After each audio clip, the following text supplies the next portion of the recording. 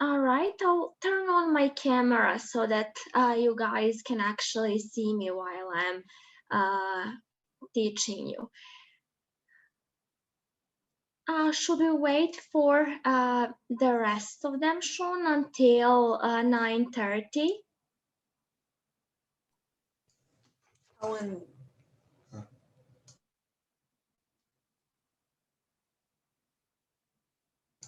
Oh, You I'm can sorry, I start. wasn't able to hear that.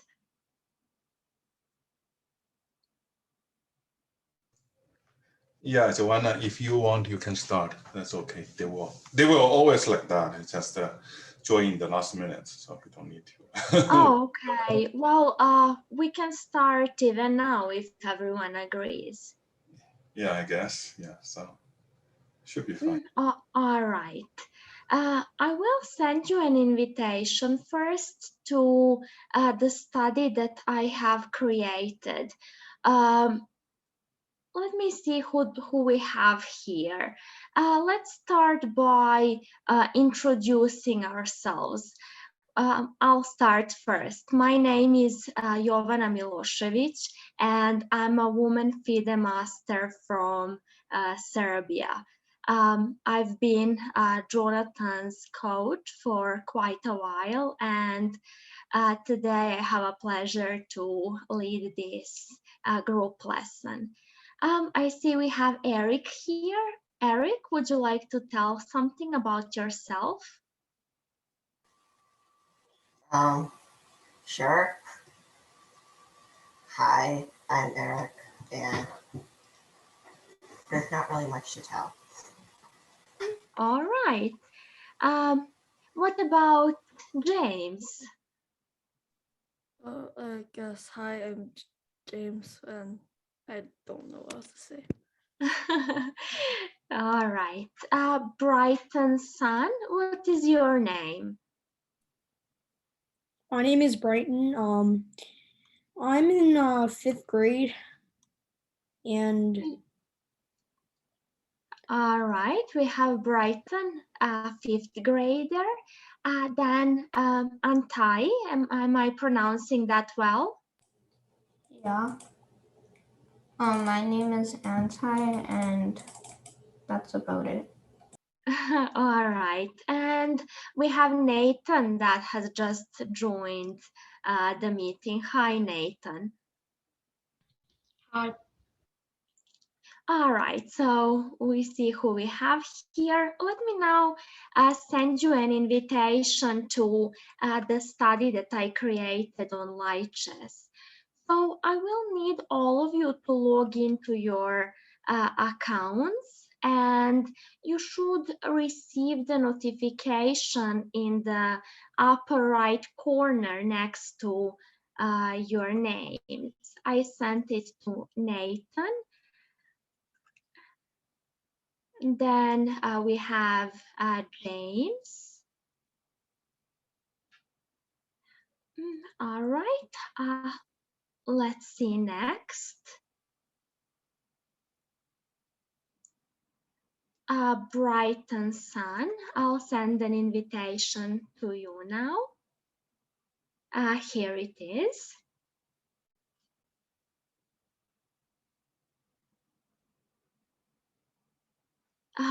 Let's look for Eric. I don't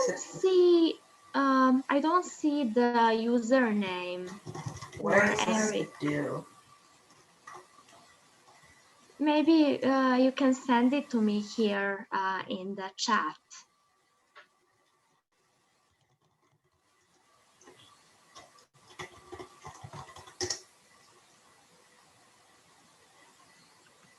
Okay.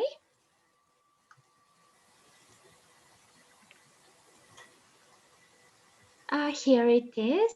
And Antai, can you send me your username? I love her accent. It's so funny. She pronounces every single word. She's like, and anti. Can you send me your use? Oh. Are you able to hear me well? It might be because of the internet connection.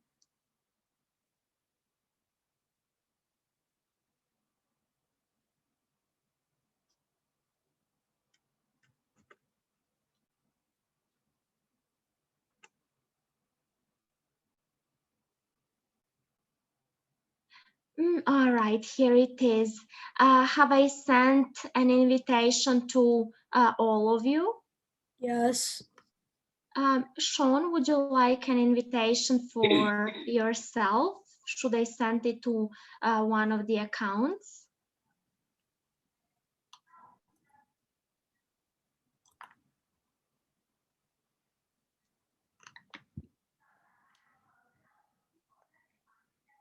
All right, I guess Sean is not here with us. Okay, the plan for today is to check some games. We'll start with a game played between Alekhine and Yates, and we'll see how many games we can actually cover.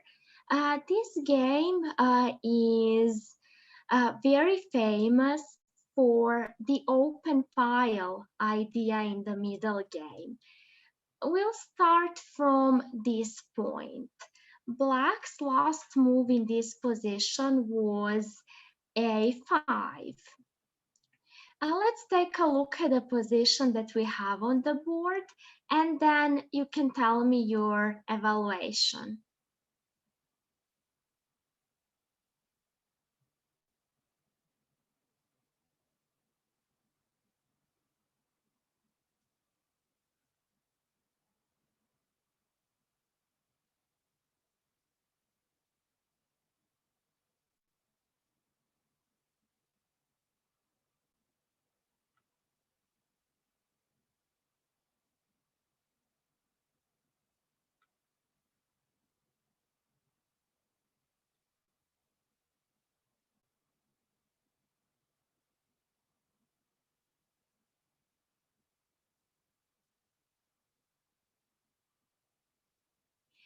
All right, let's see. How do you evaluate this position? Who wants to say? All right, I see I have some messages in the chat.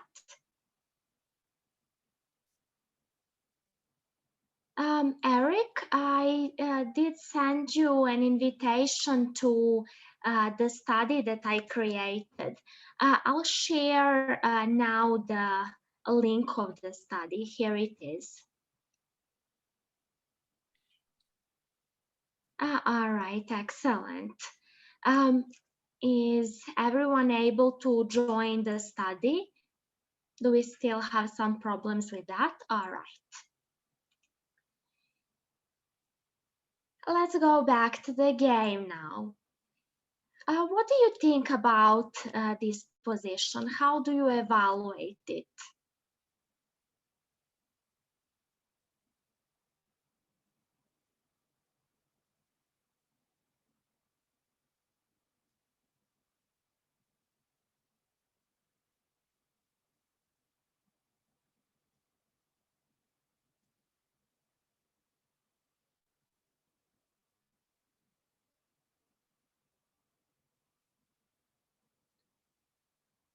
Let's go back to our position.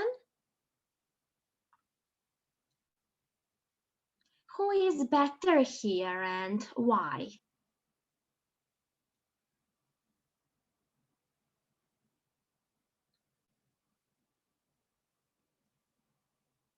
Yes, I can definitely share my screen. Just a moment. Okay, let me start sharing the screen first and then we'll discuss. Is everyone able to see my screen? Yes. Yes. All right, excellent. White is better in this position because of the open C file that he can use. What is Black's problem in this position? Who can tell me?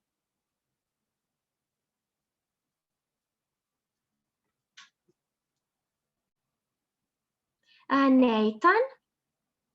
Black's problem is when you move to c6, his rook is attacked. And he's gonna like lose his pawn one way or another. That's true, but when white plays a queen c6, then black will have that problem. What about the position right now? What is black's problem in the position right now?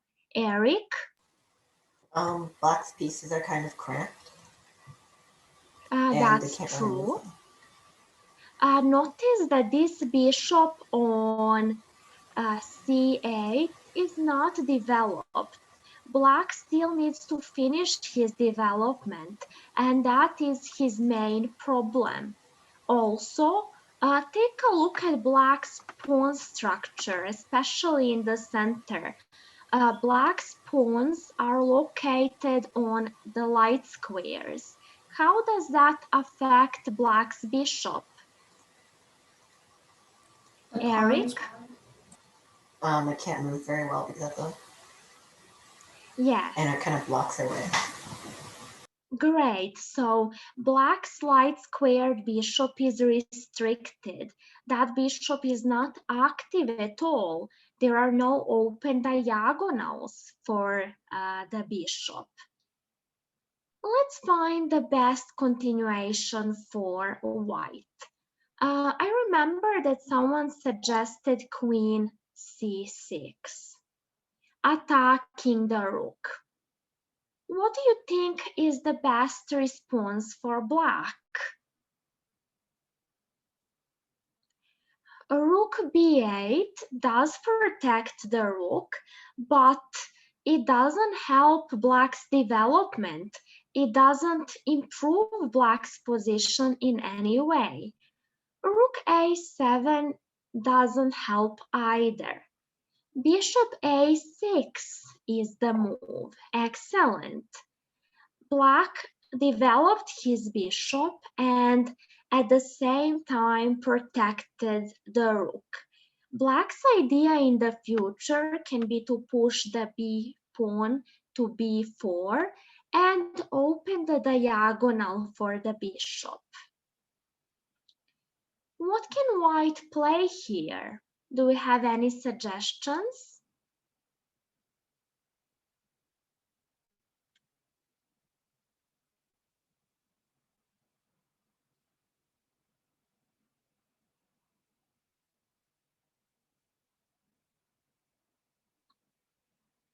Let's talk about rook c2. This move is a blunder. Who can tell me why?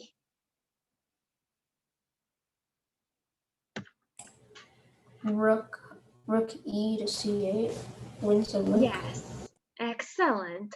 So we have a rook c8. But it's necessary to play the other rook to c8.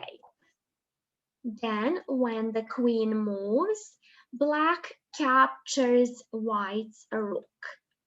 The problem with playing this rook to c8 is that white can respond queen a6. Now, after rook takes, white will capture on c8. Now, okay, king f7. In this position, white has a rook and a knight for the queen. That's not that big of a difference in material. If we go back, when you play this rook, you will get the exchange. And that's better for black than the previous variation that we talked about. Queen c6 doesn't really work because it allows black to occupy the c file and finish the development. There is something else that's better. Let's take a look at the weak squares in black's position. Are there any weak squares?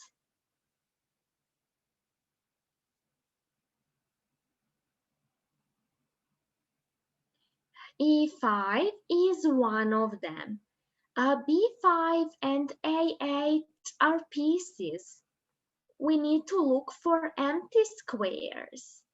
So we have E5 and there is one more. A weak square is the one that our opponent can no longer protect with a pawn. So apart from E5, which other square black cannot protect using a pawn? And one more on the C file. Excellent, C5. So white has these two great outposts. What should white do about them? When you see an outpost, what do you want to do?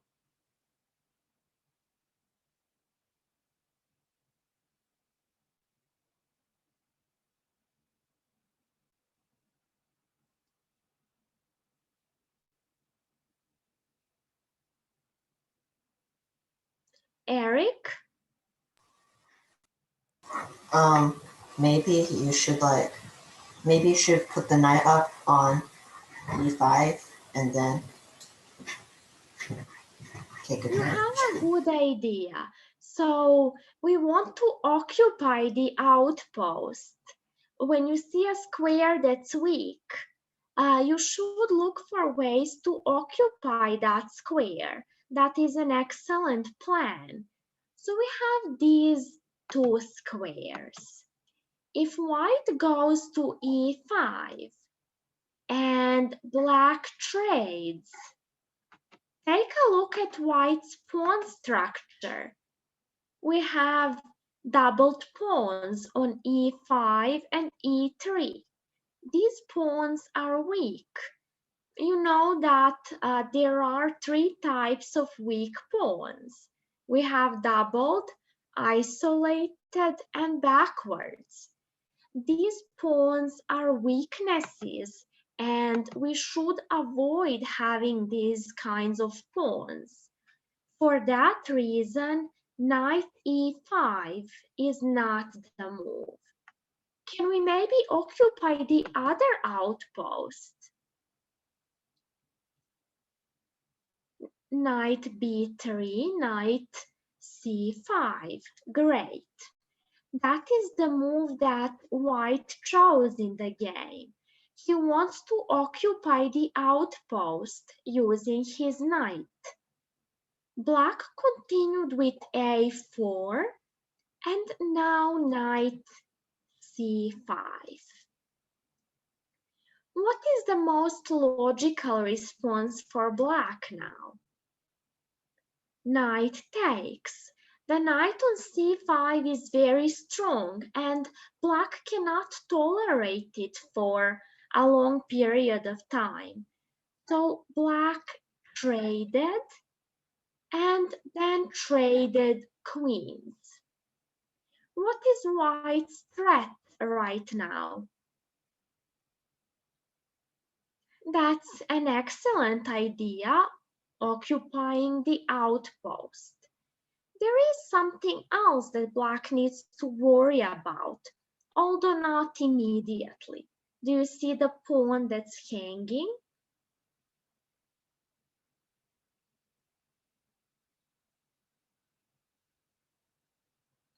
b5 is hanging, but white cannot capture that pawn immediately because, yes, black has bishop a6, winning the rook. Anyways, black needs to worry about that pawn, so he pushed it forward. In this position, there are two logical moves for white. Let's find them. Rook fc1. Yes, rook fc1 and knight e5. These two moves are best for white. And he did play both of them. He just started with rook fc1 and on the next move he played knight e5.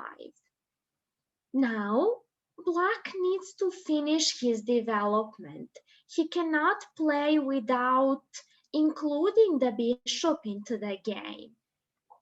So bishop a6 and knight e5. This knight is occupying an excellent square in the center of the board. If you compare these two minor pieces, it's obvious that the knight is much stronger than the bishop on a6. It is better placed. Another good thing about White's position is the open file. White has the C file all for himself. Now Black continued with this move. What do you think Black's idea might be? Yes, Black wants to push one of his pawns forward and try to create some initiative on the queen side. I see someone suggesting knight d7. And what happens after rook d8? All right, knight b6 and knight a4. Excellent. This was one of the possibilities for White, capturing the pawn. But there is one problem with this idea. You do have the pawn, but now you are allowing Black to get some activity. Do you see the best move for Black? E4 is not that great of a square for the bishop because the bishop can be pushed back. C4 doesn't work either. If bishop c4, there is b3, so that doesn't work. There is something else. Let's try to find a move. Excellent. Bishop b5 is the move. What will White play here? b3 is the only way to protect the knight. And now Black gets some counterplay here. White got these isolated doubled pawns, which is not good for him. He allowed Black to get too much counterplay. It doesn't matter that White is a pawn up. His pawns are doubled. So let's go back. For that reason, knight d7 is not the best. Let's find something else. How can White further improve? All right, let's take a look at knight c6. What is the most active response? There is something even better than rook c8. Rook c8 loses because of knight e7. So what is a better move?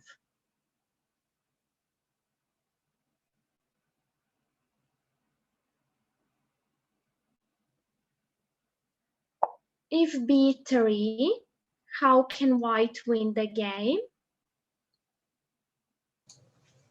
Knight e7. If you push a3, that's not the best. You don't win any material. Knight e7 is just a check. White can simply take the rook that's on b8. That is the best move for White. So Black needs to move the rook somewhere. What is the most active square for the rook?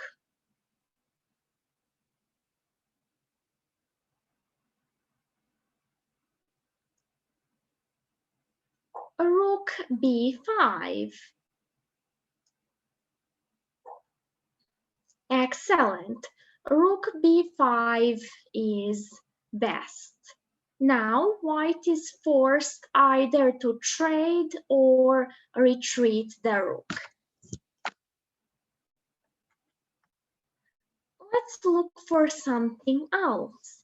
This is almost the end game, we can say. So which piece do we need to activate in the end game? The king, great. The king cannot go to f1 because of the bishop. So what instead? f3 is the move. If we play h3, we will bring our king to the corner. That's not where we want our king. In the end game, we want to approach the middle of the board. That is the idea. So f3 is the move. White wants to go to f2. Black tried d3. a3, excellent. White shouldn't open up any files on the queen side because that would give black counterplay. Now black can use the a file and we don't want to give black that file. If we move to a3, then black has no open files and we are still controlling the C file. h6 and king f2. All right, at this moment, white played h4. Who can tell me why?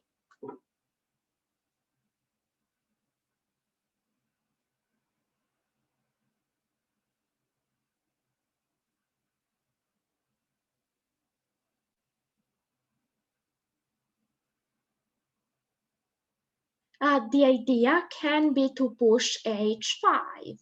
In general, white wants to get more space on the king side. He wants to restrict black's pieces even more. Let's find an active move for black. Does black have any active plans in this situation?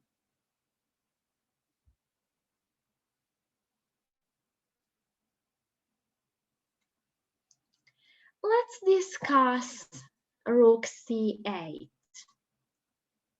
After this move, white can simply take and trade everything. Let's see why. After this, white has a very easy way to win some material and the game. How can white continue here?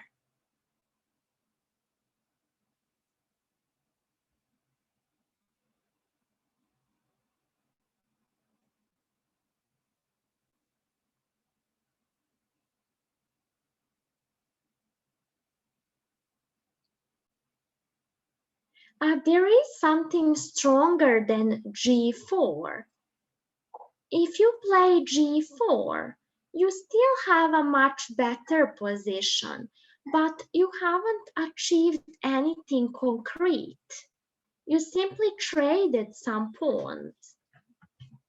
There is a very strong knight maneuver.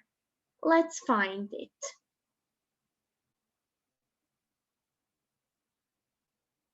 Great. Attacking two of black's pawns. How can black respond? Can he protect both of them? No. No, there isn't anything. If bishop d7, we have all these three pieces under attack. Black is forced to move the bishop, after which he will lose one of his pawns. So if we go back, the move that someone suggested, rook c8, is not good. When white trades rooks, he has this maneuver that wins one of black's pawns. Are there any other ideas for black?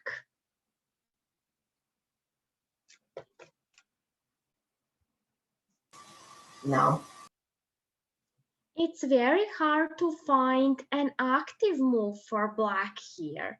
His position is not good. White's pieces are very active and black's are not really doing anything. So black can simply wait and see whether he'll get a chance to counterattack at some point. What next?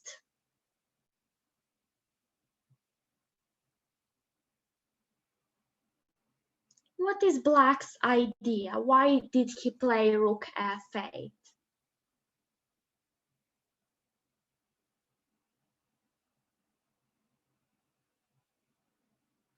He wants to push f4 to get some counterplay there. So I'll just play a random move for white that looks logical. f4 creates some counterplay for black here. Again, white still has a better position, but we shouldn't allow this if we don't have to. G3 is a logical way to prevent black's idea, but there is an even better move than G3. Let's find it. Can you go to D3 with your knight? The bishop will take it. Knight D7 doesn't really help because black will move the rook with the attack on the knight. So you'll probably have to go back.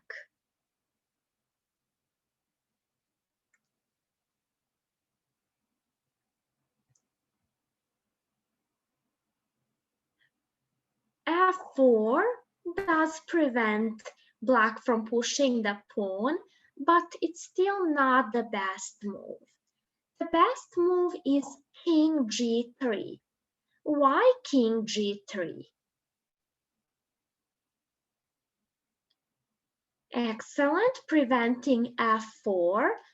What else is white planning to do?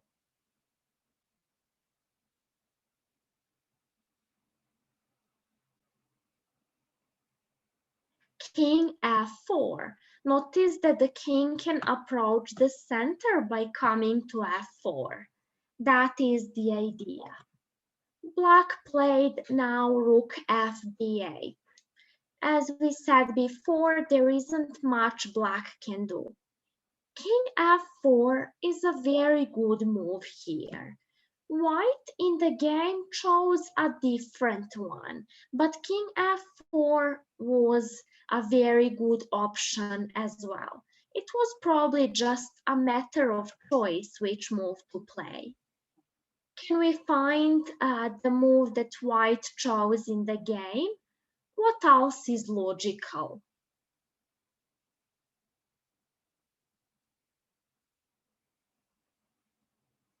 Rook c6 is one of the possibilities as well. Now, if black protects, we can improve the position of our other rook. Maybe go to a5 in the future, and white has a much better position. So rook c6 was quite good as well. In the game, white chose a rook c7. You know that the 7th rank is excellent for our rooks. Bishop b5. How can white further improve his position?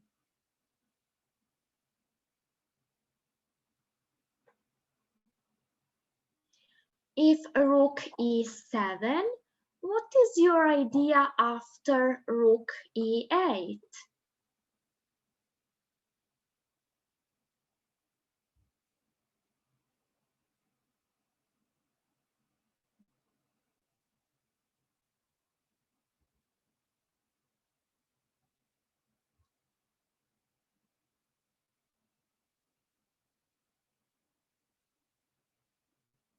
How will white respond?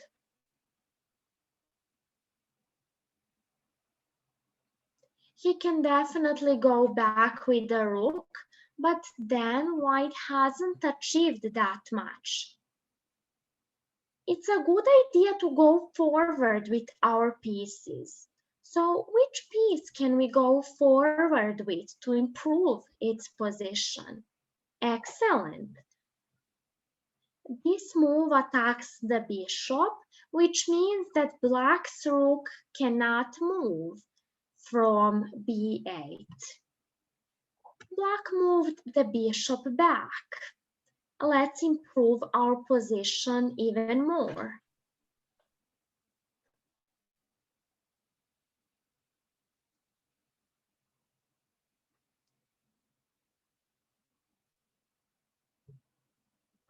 We can go one step forward, putting pressure on the bishop and attacking the rook. Sorry, the pawn with the rook. Oh, how can black protect this pawn?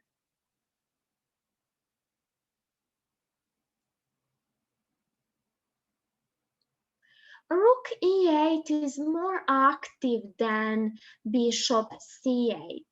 Bishop c8 closes the rooks and it puts the bishop to a very passive position. Rook e8 is better. Let's improve the position for white. How can white continue?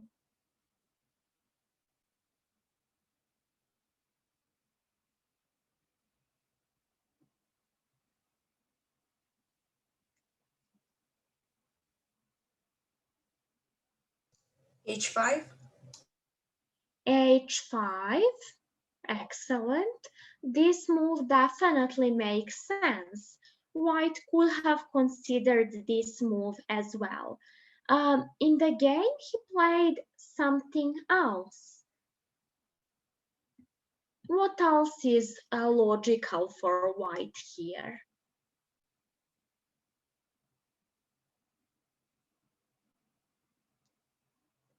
Rook d6.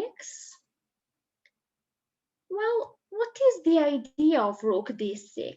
You want to bring the other one? Okay. So rook d7. Notice that also you have this possibility as well. Black can prevent both of these ideas. Rook d8 is not good. It is a blunder. Who can tell me why?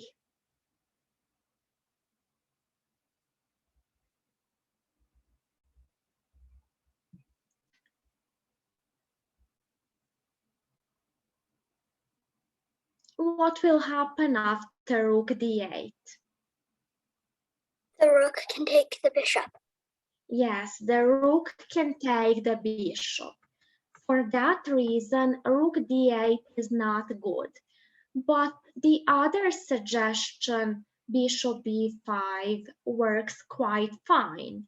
This move prevents both rook c6 and rook d7. For that reason, rook d6 doesn't work for white. White played this move, improving the position of the king. King g8, and now the move you suggested, h5. Bishop f1. What next for white? G4 is also possible, but notice when you play g4, black can trade and then he can use the f file. Of course, white is still better. It's not that big of a deal. He's not much worse. But it's not necessary to give black that open file. G3 is much better. You might have heard about what Rubinstein said about the endgames. One of his famous quotes is not to hurry in the endgame. So this move shows this quite well. Play slowly in the endgame. Black now came back. Let's continue for white.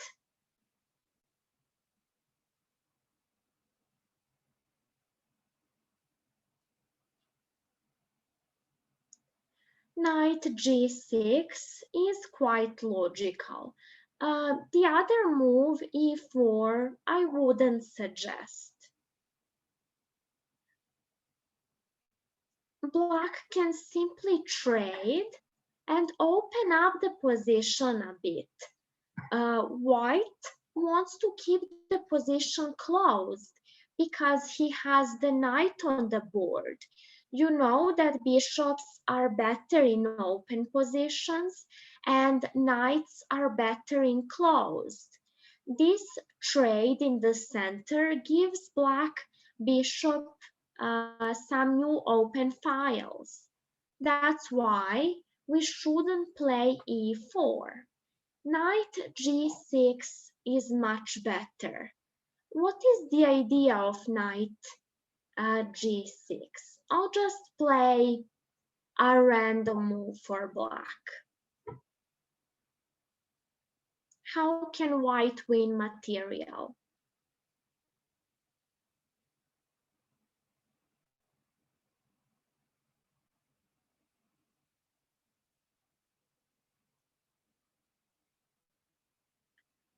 And when the king moves, what next?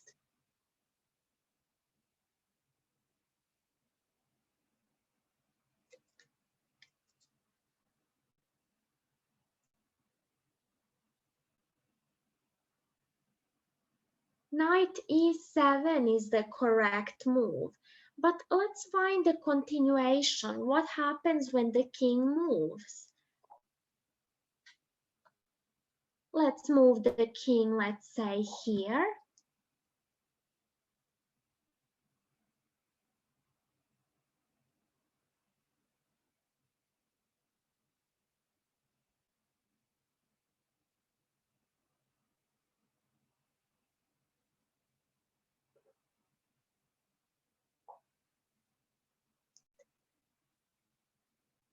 All right, this move will simply trade the rooks. It doesn't win any material. There is something better for white here. How can you actually win some material?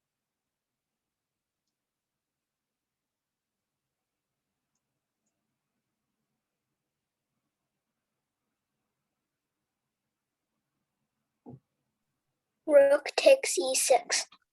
Yes, rook takes e6 is the move. The knight covered black's rook, so he's no longer protecting the pawn on e6. All right, knight g6 is an excellent idea. White chose another one, which is quite good as well. What is the idea of rook f7?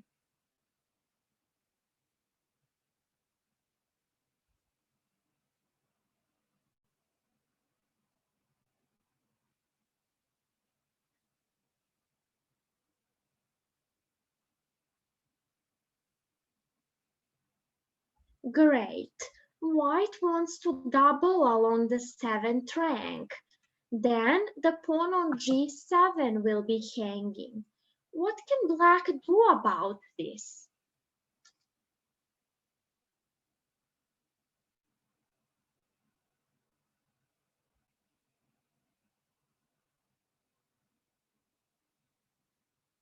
Great. So, I'm sorry. So moving the king is the best move. It's the only move that helps black protect this pawn. Let's find the best move next. G4 doesn't help white that much.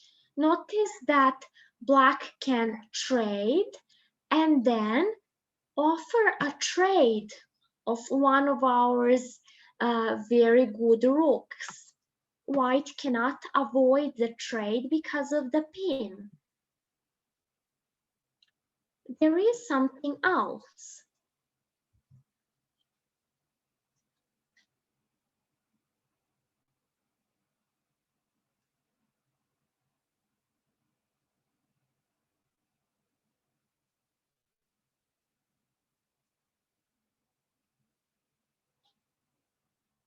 White can play a move and threaten a fork.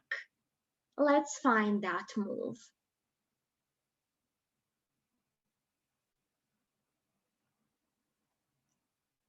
Excellent. Knight d7.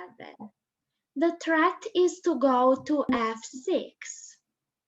How can black protect against this? By moving the king. All right. What do you suggest next? Knight f6 still. Because if black takes, what happens? Checkmate. Black cannot take, so he tried rook f8. What do you suggest now for white? And if rook takes the knight?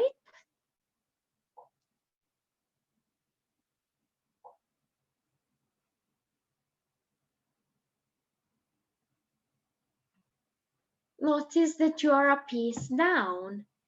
Is there a way for white to win this?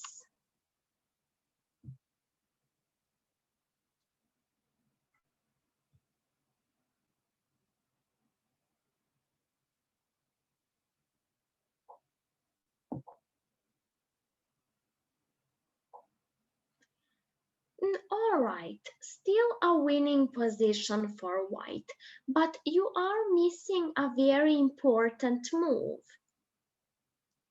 If we go back to this position, white has something much better than giving checks. A move after which black can resign immediately. King e5. Great. The rook is under attack. Where will the rook go?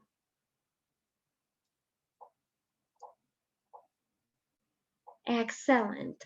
So black cannot move the rook back because he'll get checkmated. Of course, protecting the rook doesn't help black. We have the same checkmate after this. So after king e5, black resigned the game. What can we learn from this game? Who can tell me?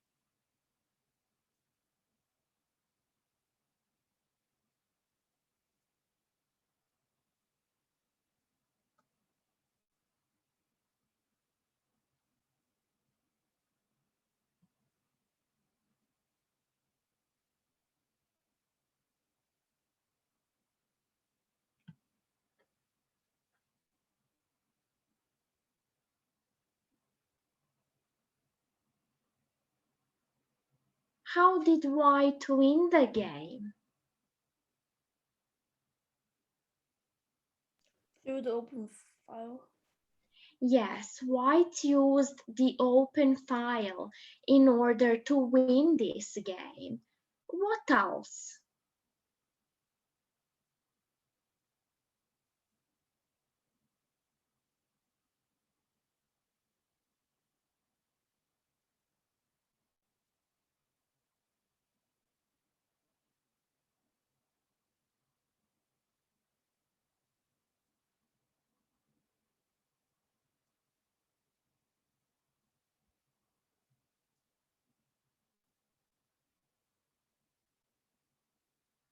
Why did white play knight b3? Do you remember?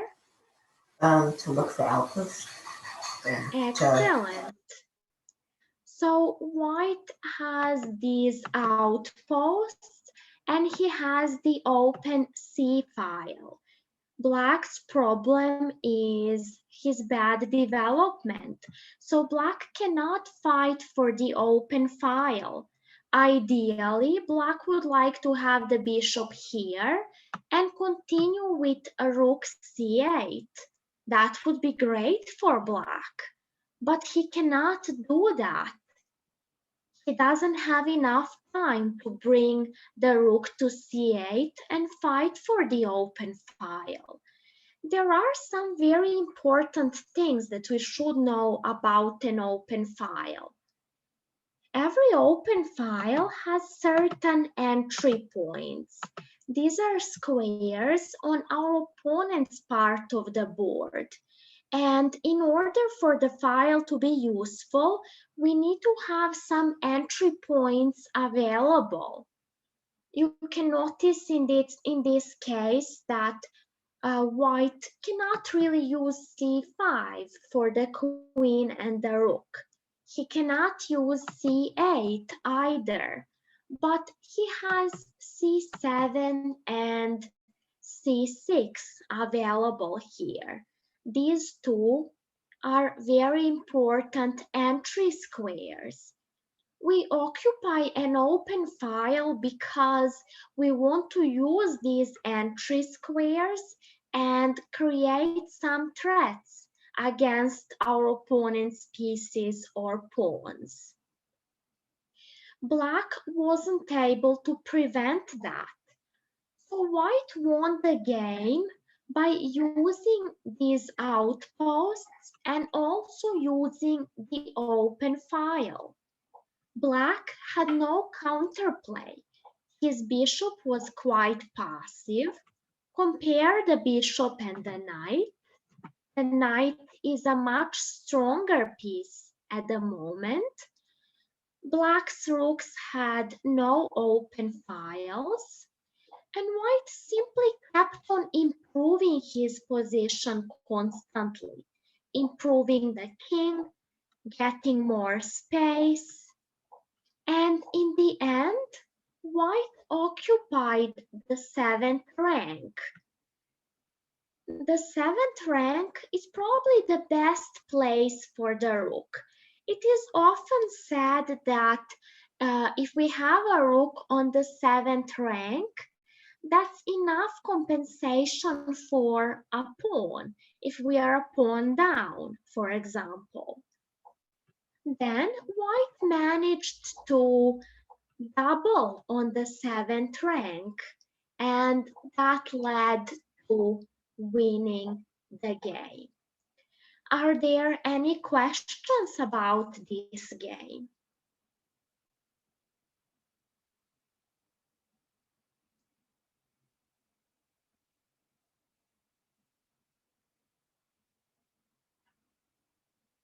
All right, no one is saying anything, so I assume no questions.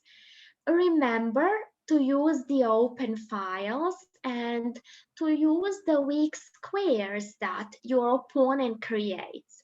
Every time you push a pawn forward, you have to be careful because you might be creating a weak square. The pawns cannot go back. Black cannot push f6 and protect e5. Once you play a move, it's done. You cannot go back. So be careful about your pawn structure. Let's do some tactical puzzles for the end.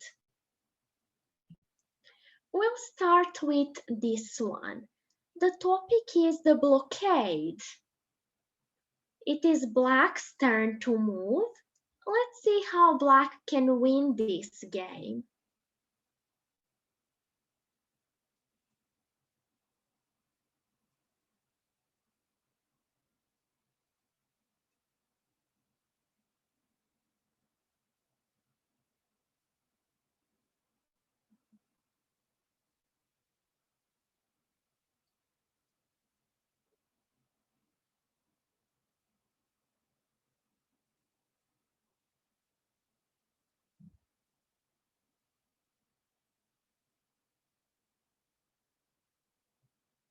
We can see that black's pieces are quite active here. We just need to find a winning move for him.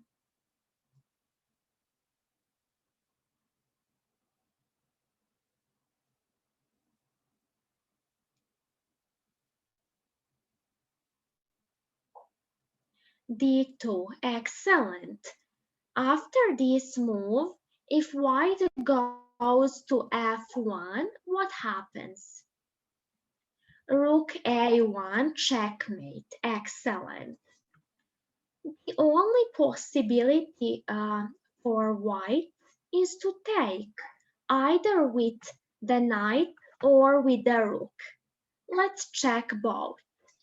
If knight takes, how can black continue? Now the only move knight b1 and black wins a piece. Oh, this move is not necessary. White can play here. He doesn't have to lose the rook as well. But he did lose the knight, and that's enough material for black to win the game. So if we go back, white can also take with the rook. What do we play next? After this, white will get checkmated. Great. So if we go to the beginning, black wasn't able to play rook a1 because the king escapes.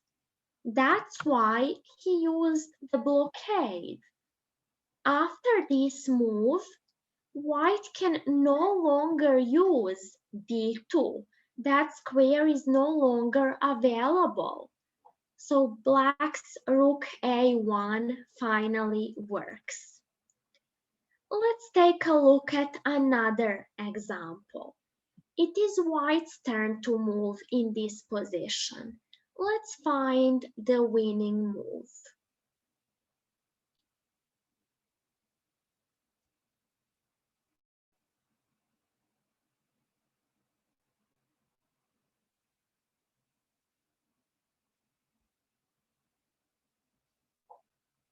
H5, excellent. If queen takes, what is the continuation? Queen g7, checkmate. And what if the king takes on h6? How do you win? Knight f7, checkmate. So in this position, white is not able to play queen g7 immediately because the king can escape. That's why we first want to force black to occupy h5, and then we have queen g7. All right, great. Let's take a look at this example. It is white's turn to play.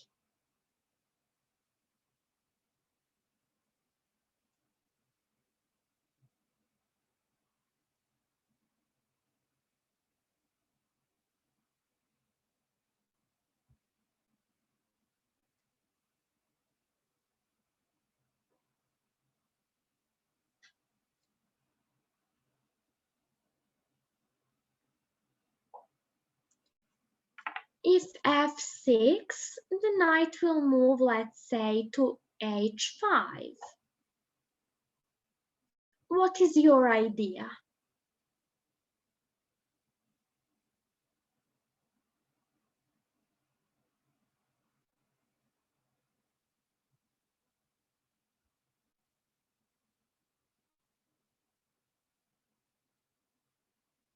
f6 doesn't win the game. There is something else.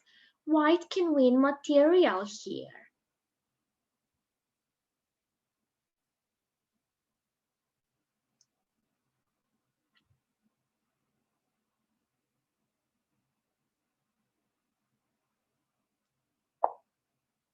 E6 is the move.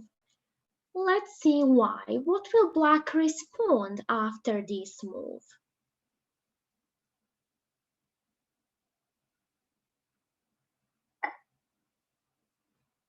Probably he needs to take.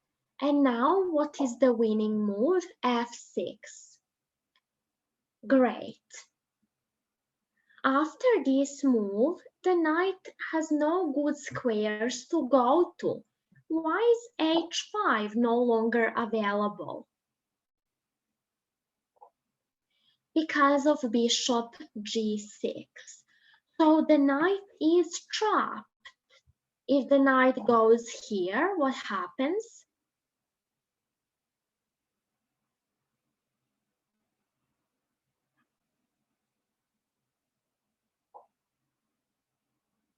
That's an excellent move as well. How would you continue?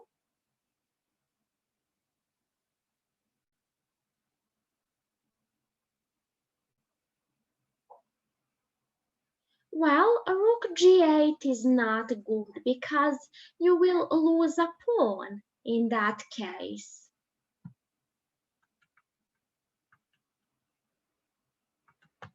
Instead of f7, let's say, it's even stronger to play rook g6. What will black do now?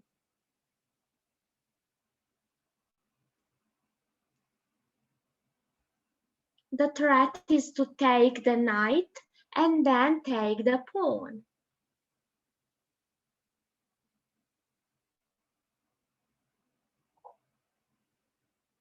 Now let's find the winning move for white.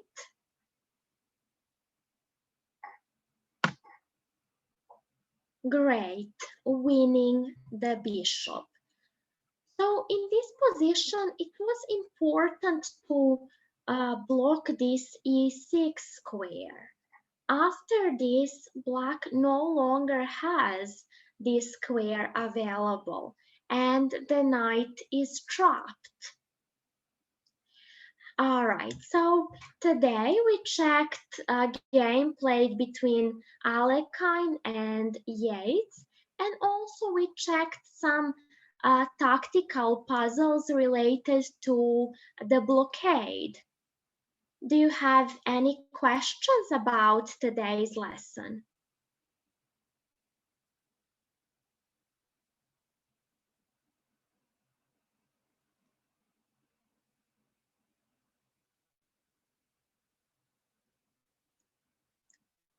All right. Since no one is saying anything, I assume there are no questions.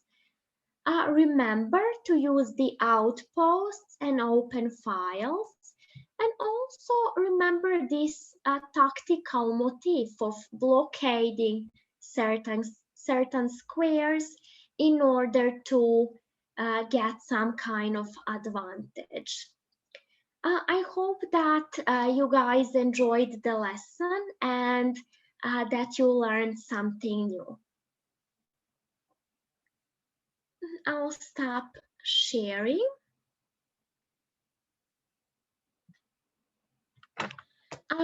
All right, so we'll stop here for today. Maybe we'll continue next Tuesday. I'm still not sure what the plan is. Have a great day today, and maybe I'll see you next Tuesday, guys. Bye. Bye. Bye.